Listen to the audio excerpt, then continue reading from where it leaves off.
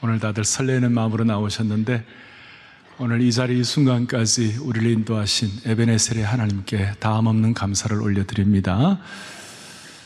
여러분, 사시면서 살아갈 힘을 어디서 얻습니까? 여러분, 뭘 하면 에너지가 나오십니까? 나이가 들어갈수록 우리는 내가 뭘 하면 에너지를 얻을 수 있을까? 뭘 하면 좀 힘이 나나? 이런 생각이 들 때가 있습니다. 어떤 분들은 좋은 친구를 만나서 좋은 사람과 교제를 하면 힘이 난다, 그런 분이 계시고, 또 어떤 사람은 공부를 하면 힘이 난다는 거예요. 좀 특별한 사람이다 이런 생각을 합니다. 또 어떤 사람은 운동을 하면 힘이 난다고 그러고, 어떤 사람은 또 음악을 들으면 힘이 난다, 그런 분들이 있습니다. 근데 한 가지, 이런 힘이 나는 건 좋은데 일시적인 거예요. 잠시예요.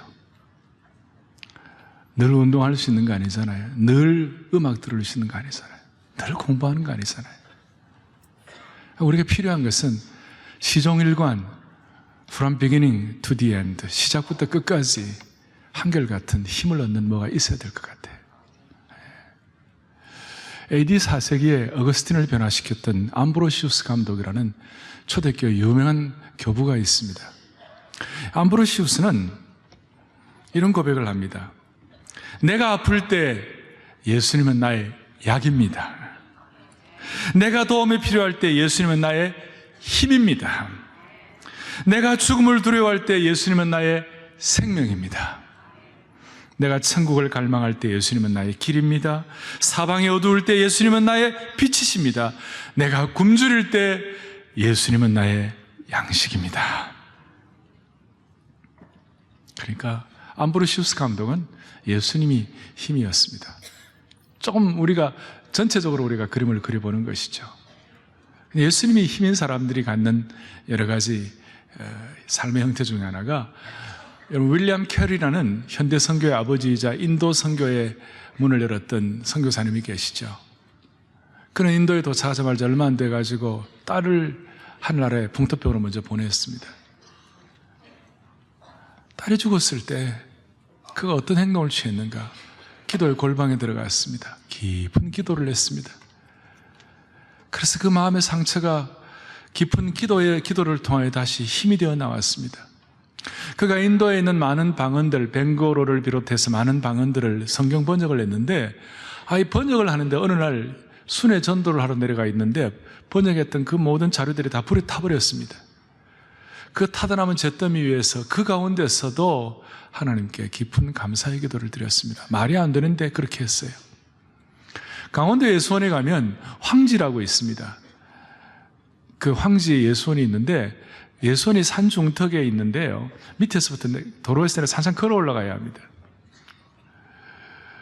예수원에 그 세우셨던 R.A. 토레이, 성공의 신부니까 목사님이라고도 할 수 있어요. 원장님이 그 황제는 인사법이 만나면 서로 만나면 할렐루야 그런 인사를 해요.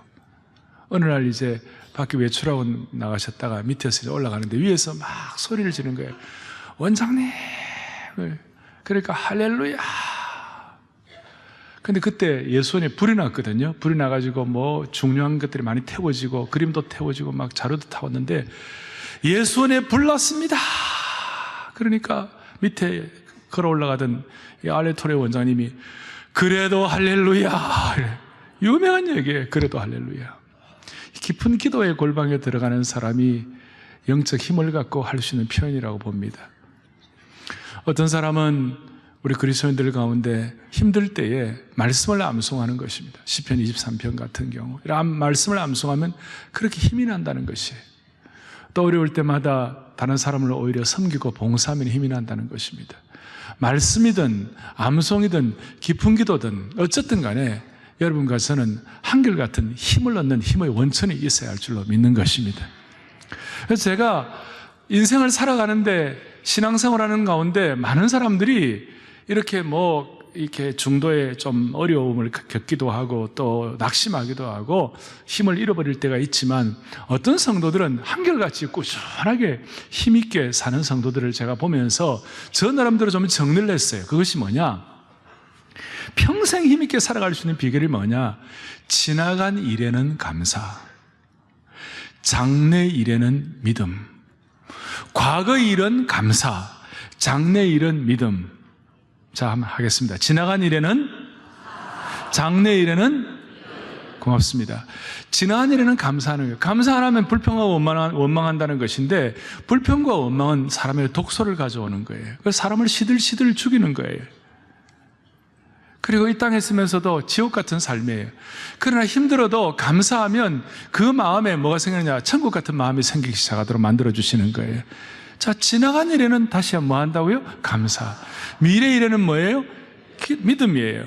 미래 일에는 우리 앞에 일이 어떻게 될지 우리 다 모르지만 한 가지 아는 것은 분명히 있다. 그것이 뭐냐? 모든 일을 합력하여 선을 이루시는 하나님을 나는 믿는다. 그렇기 때문에 우리는 믿음이다, 이 말이죠. 사실은 믿음으로 감사하는 것과 꼭 같습니다. 그리고 이 지나간 일에는, 과거 일에는 감사하고 장래 일에는 믿음인데, 이 감사와 믿음을 가져올 수 있었던 중요한 원천 중에 하나가 뭘까? 저의 삶의 순례기를 보면서, 그렇지, 이 말씀이 나에게는 정말 과거 일에는 감사가 되고 장래 일에는 믿음이 될 수 있도록 용기를 주시고 힘을 주셨던 말씀이라는 부분이 오늘 시편 103편 1절부터 5절까지 이 본문이에요. 이 본문을 제가 읽을 때마다 그렇게 하나님이 제 마음속에 과거 일에는 감사, 장래 일에는 믿음을 갖도록 도와주신 주님을 찬양합니다. 이 본문은 여러분 익숙한 본문이고, 이 본문은 다윗이 쓴 것이에요. 다윗이 임상학적으로 자기의 삶을 통하여 체화된 것을 말한 것이지 그냥 이론으로 설명한 것이 아니에요. 스펄전 목사님 같은 경우는 시편 103편 이 본문은 어느 정도 중요하냐? 성경 전체를 다 요약한 것과 꼭 같다.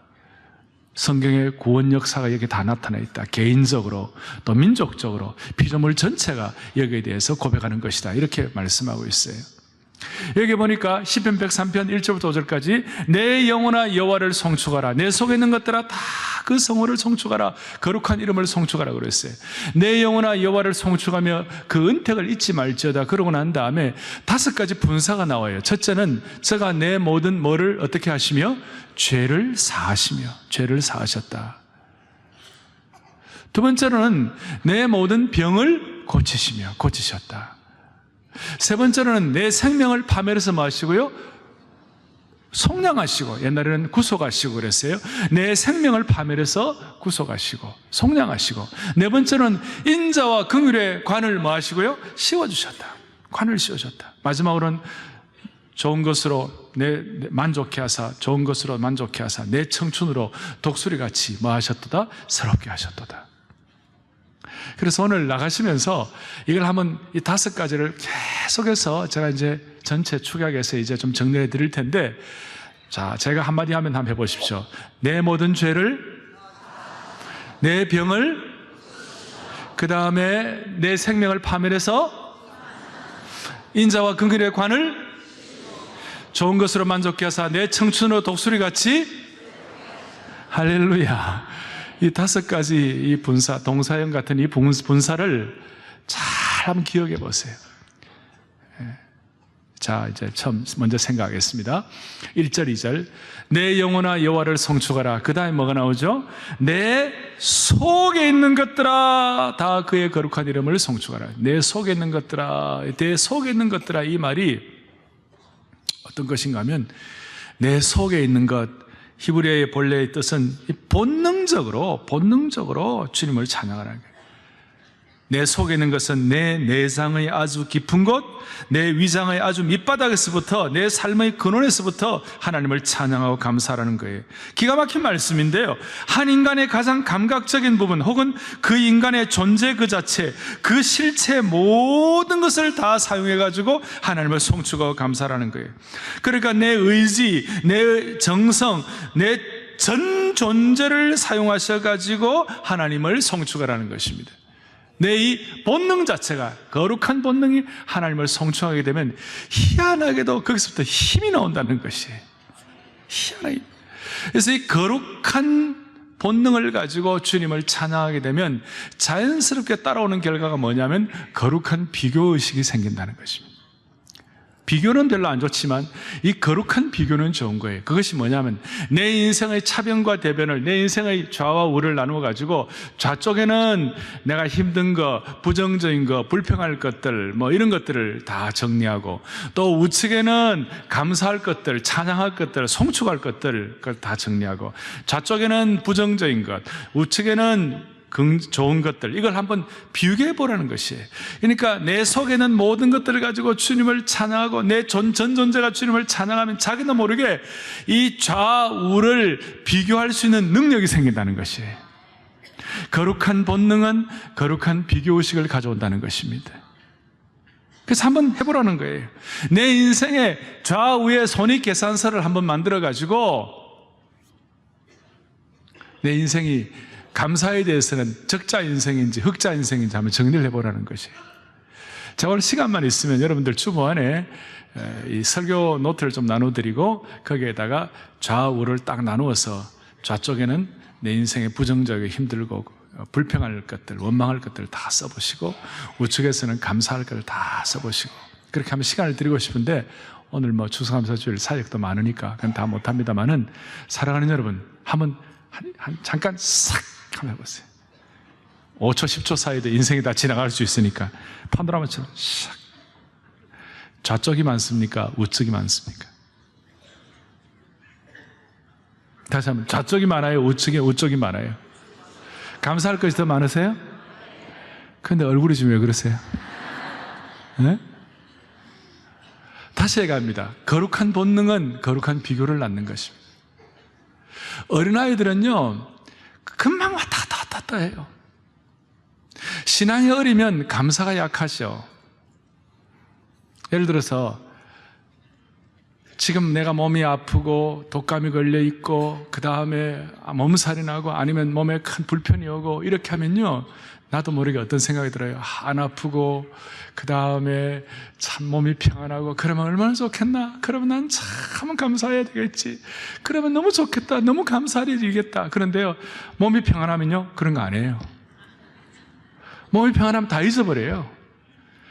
정말 어렵고 힘들면 평안해지면 감사하겠다, 잠 좀 잤으면 감사하겠다. 그런데요, 잠 제대로 자고 몸 평안하고 다 굴러가면요 아무 생각 안 하는 거예요.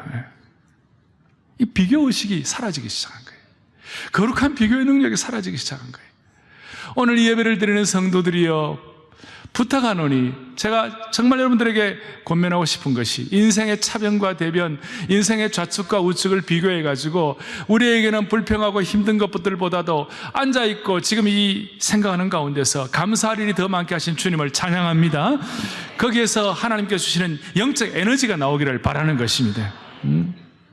영적 찬송가 가운데 받은 복을 세어보아라, 크신 복을 내가 알리라. 받은 복을 세어보아라, 주의 크신 복을 내가 알리라. 요즘 젊은이들에게 물어봤어요. 요즘 젊은이들이 잘 쓰는 회자되는 용어가 뭐냐 그러니까 청년 실신이래요. 청년 실신. 왜 그러냐니까, 청년들이 실신할 정도로 힘겨워하고 버거운 삶이 많다는 것입니다. 청년들 가운데 신용이 없고, 청년들 가운데 또 실업자가 되고 뭐 이런 사람들이 많이 생기니까 청년 실신한다는 거예요. 청년 실신이 아니라 은혜 소생이 되기를 바라고, 청년 실신이 아니라 다시 한번 감사로 회복되기를 간절히 바라는 것입니다.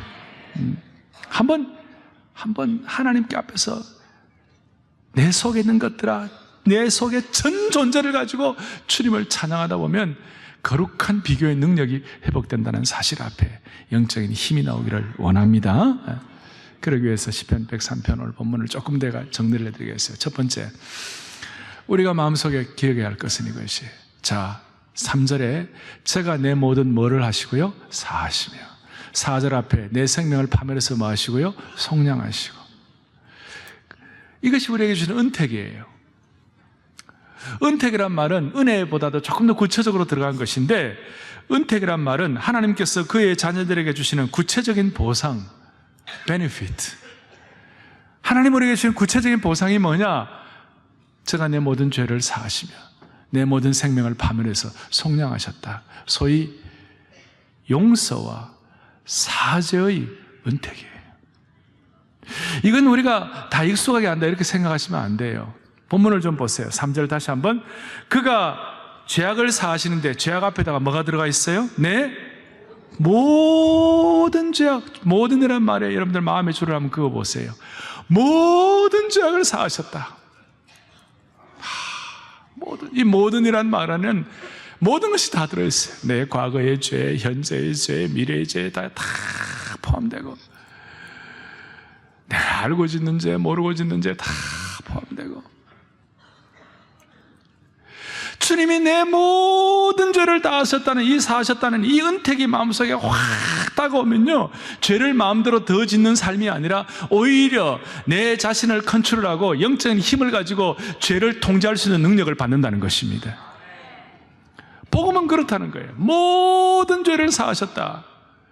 여러분, 우리 가운데 예수 믿고도 자꾸 마음이 어렵고, 예수 믿고도 자꾸 뭔가 죄책감이 많이 들고, 예수 믿고도 뭔가 풀리지가 않고, 예수 믿고도 뭔가 이 흑자 인생, 감사에 대한 흑자 인생이 되지 아니하고 자꾸 이렇게 마이너스 적자가 되는 이유가 뭐냐 하면, 이 사죄의 은택에 대해서 아직까지 감이 안 잡혀 있어요. 제대로 감이 안 잡혀 있어요.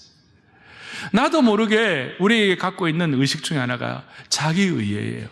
내가 주님 앞에 제대로 살아봐야겠다. 그건 좋은 건데, 여러분, 자기의가 예수 그리스도의 보혈의 공로보다 더 커져 버리면요, 항상 죄책감이에요. 영적인 능력이 사라지는 거예요. 복음의 핵심은 하나님의 의가 우리에게 전가된 것이에요. 하나님의 의가 우리에게로 이렇게 이첩이 된 거예요. 소위 영어로 트랜스퍼가 된 거예요. 그러니 우리는 우리의 의를 주장할 수 없어요. 사랑하는 형제자매 여러분, 내 의가 아니라 하나님의 보혈의 능력, 하나님의 의가 더 크다는 사실 앞에 우리가 감격하는 그 순간 영적 에너지가 나오기 시작하는 것이에요. 그 순간 살아갈 힘을 얻는 것이에요. 오늘 예수를 믿고도 한국교회 안에 자기 의가 풍성한 사람들이 너무 많아가지고 나도 모르게 힘이 자꾸 사라지는 거예요. 내 생명을 파멸해서 구속하셨다는 그 마음, 예수님의 피의 공로가 내 의보다 더 힘이 있다는 것을 믿어야 하는 것입니다.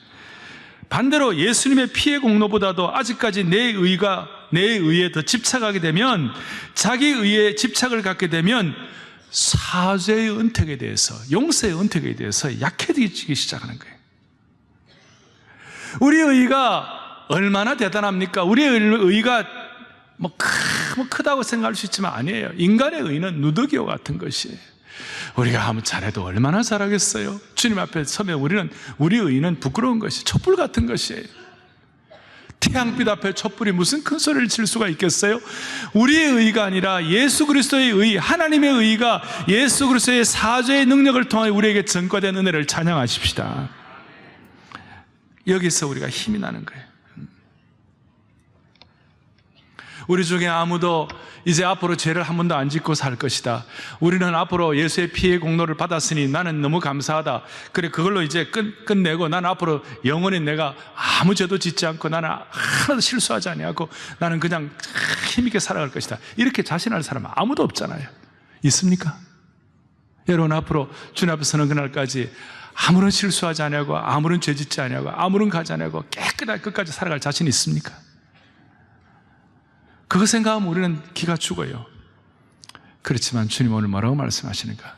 내 모든 죄를 사하셨다는 거예요. 내 생명을 파멸해서 속량하셨다는 거예요. 자기 의가 아니라 예수님의 의예요. 내 공로가 아니라 예수 그리스도의 피의 능력이에요. 이 복음의 핵심에 접해져야 우리가 힘을 가질 수가 있어요. 오늘 이 소중한 날, 예수님의 의가 여러분들에게 전가된 것을 감사하시기를 바랍니다. 그럴 때 힘이 나는 것이. 결과가 있어요. 내 의가 아니라 하나님의 의에 대해서 내 생명을 파멸해 속량하실 때, 하나님이 내 죄악을 사하실 때 무슨 일이 벌어지냐? 3절 뒤에 내 모든 병이 고쳐지는 거예요. 병이 내 병을 주님이 고쳐진다고 생각하면 힘이 나는 거예요. 여러분, 우리 주님은 우리의 병을 고쳐주시는 주님이십니다. 이 병은 영적인 질병부터 시작 육신의 질병까지 다 포함하는 것입니다. 이 은혜를 가지고 죄의 은총은 히스기야의 질병을 치료하고 나만의 나병을 치료하는 것입니다. 모든 질병과 약한 것을 고치시는 예수님의 공생의 사역의 특징 중에 하나였습니다. 마태복음 4장 23절을 다 같이 우리 합독하겠습니다. 예수께서 온 갈릴리에 도로다니사 그들의 회당에서 가르치시며 천국 복음을 전파하시며 백성 중에 모든 병과 모든 약한 것을 고치시니라. 천국 복음이 전파되니까 백성 중에 모든 병과 그 다음에 뭡니까? 모든 약한 것을 고치셨다. 주님이 우리의 모든 죄를 사하시는 이 천국 복음이 우리에게 선포되면 모든 병과 모든 약한 것을 고쳐주신 주님이실로 확신합니다. 그래 힘이 나는 거예요. 모든 병 안에는 영적 질병이 포함되죠. 하나님과의 관계가 깨어진 병, 죄와 불신, 이 모든 것들이 해결된다는 것이. 그 다음에 정신적인 심리적인 질병이 포함됩니다. 우울증, 신경증, 각종 정신병, 의부증, 남편을 의심하는 거, 의처증, 아내를 의심하는 것. 이것이 모든 죄를 사하시는 축복으로 가져오는 치유인 줄로 믿으셔야 합니다. 관계적인 질병을 치유하십니다.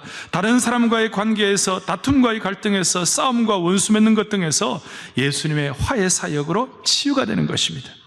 원수된 것을 해결하시는 주님이심을 믿고 감사하십시다. 또 성품상의 질병이 있습니다. 교만한 사람들, 자기에 의해 충만한 사람들, 지나친 열등감이 있는 사람들, 자신을 과대평가하는 사람들, 반대로 자신을 너무 저열하게 평가하는 분들, 격한 분노, 이런 성품상의 장애도 주님이 치유하시는 것입니다. 성령의 충만으로 우리의 모난 성품을 치유하시는 하나님이심을 믿고 감사하십시다. 심지어 육체적인 질병도 주님이 치유하십니다. 필요하면 암도 치유하십니다.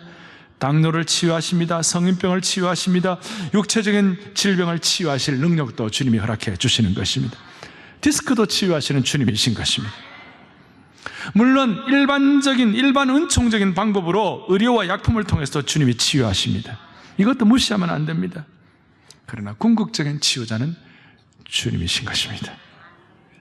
주님은 우리의 영적인 질병을 고쳐주시고 우리의 시기와 탐욕과 거짓과 비판과 살인도 고쳐주시고 때를 따라 돕는 은혜로 그의 은총의 보좌 앞에 겸손히 나아갈 때 우리의 육신의 질병까지 치료하시는 주님을 믿고 감사하십시다. 돌아가신 존경받는 장기려 박사님 이런 말씀합니다. 의사와 간호사는 병의 자연 치유를 돕는 보조자일 뿐이다. 아무리 똑똑한 의사라도 피부에 세포 하나 못 만든다. 결국 치유는 하나님께서 하시는 것이다. 저는 여기서 힘을 얻는 것이에요. 모든 죄를 사하시며 모든 병을 고치시며 모든 약한 것을 고치시는 주님 앞에 우리 자신이 접붙임 될 때에 주님이 우리에게 힘이 되시는 것입니다. 자, 제가 은택을 사죄와 용서와 파멸에서 우리를 구속하신 은택을 말씀을 드렸습니다. 또 하나 더 있습니다. 그것은 대관식의 은혜입니다. 무엇입니까? 4절 내 생명을 파멸해서 구속하고 속량하시고 난 다음에 인자와 긍휼의 관을 씌우신 것입니다. 오늘 이 예배에 오신 분들이요, 주님이 오늘 여러분들에게 멸관을 하나씩 주시는데, 금관을 하나씩 주시는데, 한 금관의 이름은 인자요, 또 다른 멸관의 이름은 긍휼의 관을 씌워주시는 것이에요. 주님이 우리에게 인자와 긍휼의 관을 씌워주셨다는 것은 어떤 뜻인가 하면 우리의 위치를 확인시켜 주셨다, 그 말이에요. 여러분, 우리가 주님 앞에 이 긍휼과 인자의 관을 씌우는 그 순간 우리는 하나님의 자녀로서의 왕의 신분이 되는 것입니다. 존 스타트 목사님은 하나님께서 인자와 긍휼의 관을 씌움받는 그 순간 자기 자녀를 왕으로 세우신다고 해석했습니다. 틀린 말이 아니라고 생각합니다.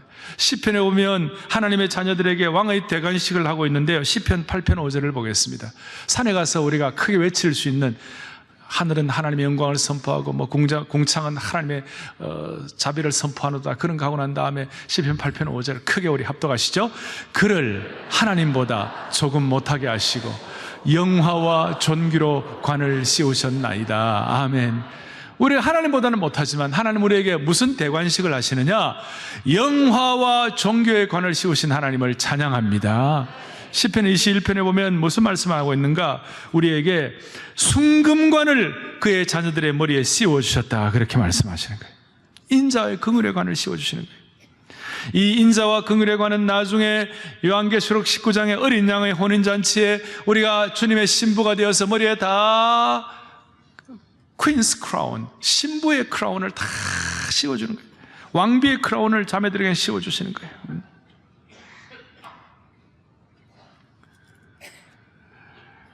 인자와 긍휼의 관을 씌워주실 때 나도 모르게 하나님께서 지치지 않도록 능력을 주시는 겁니다. 인자와 긍휼의 관을 씌우는 거예요. 구체적으로 103편 뒤에서 좀 설명을 하고 있어요. 8절, 여호와는 긍휼이 많으시고, 긍휼의 관이죠, 은혜로우시며 노하기를 더디하시고 인자하심이 풍부하시도다.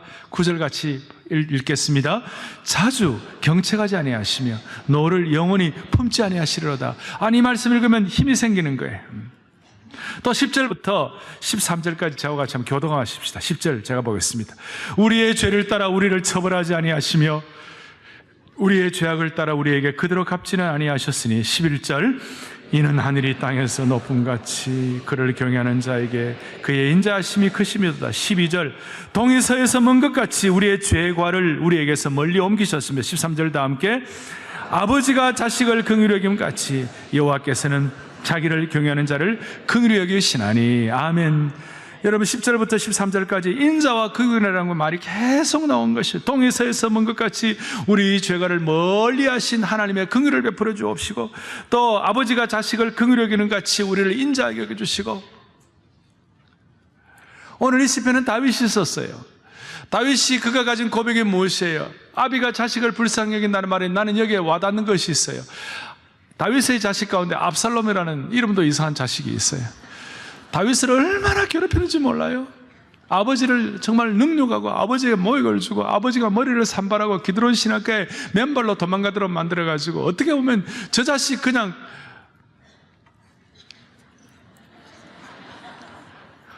저거 그냥 가만히 둘 수 없다. 정말 저 자식 어떻게 정말 태형을 가해도 죽여도 그냥 될 만한 이런 식으로 얘기할 수 있는 자식이었는데, 나중에 그 자식이 반란 일으켰다가 죽어가지고 그러니까 그냥 발로 차면서 잘 됐다 이렇게 했습니까? 다윗이 말했어요. 압살롬아, 압살롬아, 차라리 내가 죽었으면 더 좋을 뻔하였다. 내가 죽은 게 좋겠다. 이게 아버지의 심정이라는 거예요. 우리의 모든 죄악, 우리의 과거와 현재와 미래의 모든 죄악을 사하시는 그 하나님은 오늘도 우리에게 동일한 이 마음 갖고 계시고, 돌아온 탕자를 기다리시는 아버지의 마음을 갖고 계시는 거예요. 이거 보고만 해서 제대로 깨닫지 못하는 한 여러분들이 갖는 힘은 한때의 것으로 끝날 거예요. 그러나 이 마음 변하지 않으면 오늘 13절에 있는 것처럼 아비가 자식을 긍휼히 여김같이 여호와께서는 자기를 경외하는 자를 긍휼히 여긴다는 이 사실을 우리가 믿지 못하면 우리는 힘을 얻을 수 없어요. 그러나 믿는 순간 우리는 힘을 얻을 수가 있는 것입니다. 우리의 아버지는, 우리 하나님 아버지는 우리에게 긍휼과 인자의 관을 씌워주시는 아버지이십니다. 제 부친은 목회를 하시고 은퇴를 하셨으니까 부산 지역에서 한 번씩 이제 교회에서 어버이 주일이 되면 제 부친을 모시고 어버이 주일 설교를 듣는데요. 그러면 이제 교인들이 묻는데요. 목사님은 아드님들을 어떻게 키웠습니까? 우리 부친이 뭐라고 얘기했을까요?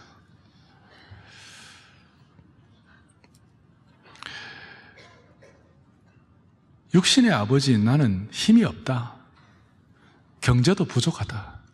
그리고 힘들 때마다 너희 하늘 아버지한테 구해라. 육신의 아버지인 나는 제한되어 있고 나는 힘이 없다. 힘들 때마다 하늘 아버지께 구해서 너 살아라. 그랬다고? 그 말씀을 들은 분들이 저한테 얘기를 하더라고요. 그래서 저희 부친은 자주 내 자식이 이전에 하나님 아버지의 자식인 것을 믿고 하나님 아버지께 맡깁니다. 여러분, 우리 하나님 아버지는 인자와 긍휼이 많으신 아버지이십니다. 할렐루야. 그럴 때 무슨 일이 벌어집니까? 5절에 좋은 것으로 내 소원을 만족해 한다고 그랬습니다. 진짜 좋은 게 뭐예요? 진짜 우리를 만족해 하시는 것이 뭐예요? 아까 말한 운동 좀 하면 힘없는 거, 좋은 책 읽으면 힘없는 거, 좋은 음악 들으면 힘없는 거, 그것은 한때의 것이라니까요. 진짜 우리에게 힘주시는 것이 뭐예요? 내게 여기에 5절에 있는 것처럼 좋은 것으로 우리의 소원을 만족해 하는 것이 무엇이에요? 여러분, 다윗 시대 때는요, 당시 큰 제국이었던 이집트가 빛을 잃어버렸어요. 다윗은 시편을 기록할 정도로 시인이었어요. 인문학이 충만했어요. 동시에 장군이자 인문학을 참 제대로 아는 사람일 뿐만 아니라 다윗은 음악의 달인이었어요. 그가 하프를 켜면 귀신이 도망갔어요. 이야, 다윗은 참 아내가 얼마나 놀라운 아내가 있는지, 똑똑한 아내 아비가일, 그 다음에 미스 월드 유니버스 바세바, 지체 높은 여인 미갈, 다 아내가 대단했죠. 아들 가운데는 세계에서 제일 똑똑한 아들 100명 합친보다 더 똑똑한 아들 솔로몬이 있었죠. 그거 보면 다 힘 얻을 것 같지만 다윗은 그것은 다 한때인 것이고, 진짜는 여호와가 나의 목자시니 나는 만족합니다. 여기 있는 것처럼 하나님이 내 삶의 진정한 만족의 근원이십니다. 그렇게 하니까 무슨 일이 벌어졌는가? 내 청춘을 독수리같이 새롭게 하시는 도다. 여러분, 어떻게 사람이 늘 청춘으로 평생 가겠어요? 다윗도 나이가 들어가고 노쇠하죠. 그러나 그 마음에 청춘의 마음을 갖게 하시는데 무슨 말이냐? 늘 하나님 주신 에너지가 있었다 이 말이에요. 그 에너지가 있으니까 무슨 독수리 같은 인생이 된다고 말씀하시는 거예요. 그래서 여러분, 성경에 보면요, 하나님께서 은혜를 베풀어 주시는데 이사야 40장 29절 좀 보겠어요. 이사야 40장 29절 시작. 피곤한 자에게는 능력을 주시며 무능한 자에게는, 다시 한번, 피곤한 자에게는 뭘 주세요? 무능한 자에게는 뭘 주세요? 그 다음에 이사야 40장 뒤에 보면 독수리의 날개치며 오는 것 같은 힘을 주신다는 거예요. 이 말씀이 참 오묘하게 대조가 되어 있어요. 102편 6절 좀 보겠어요. 5절부터 7절까지 좀 보겠어요. 5절, 6절, 7절을 다 같이 합독하겠습니다. 함께 보겠습니다.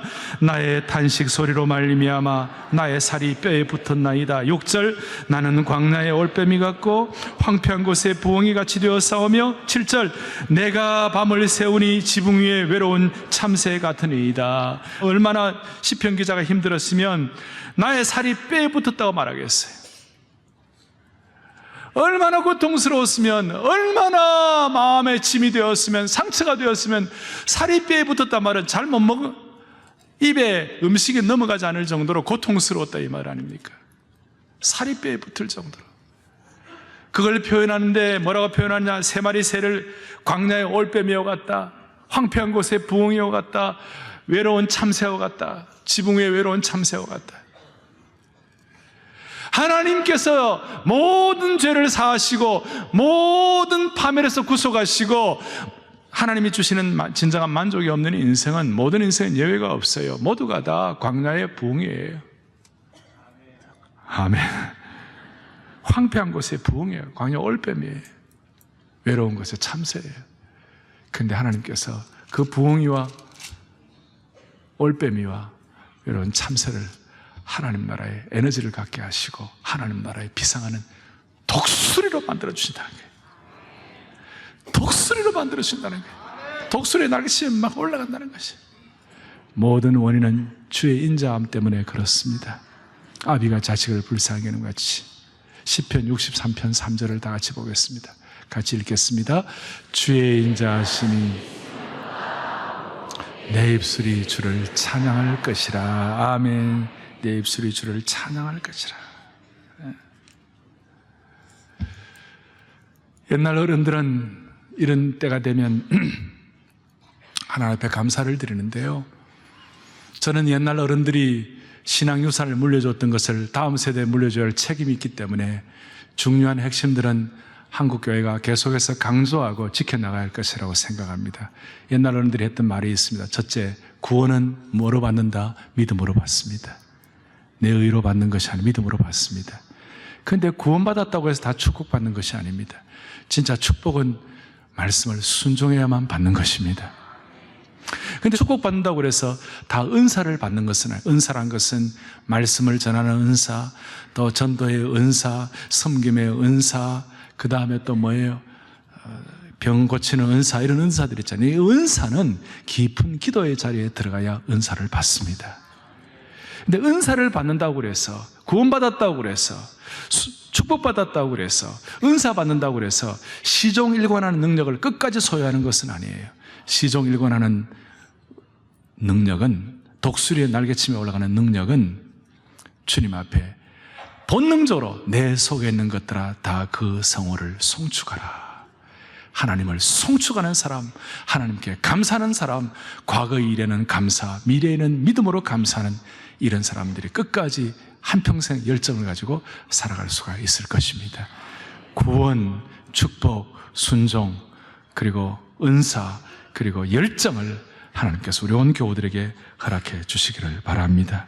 시종일관하는 능력을 소유하십시다. 그렇게 되려면 하나님의 인자와 긍휼에 우리의 삶을 맡기도록 하십시다.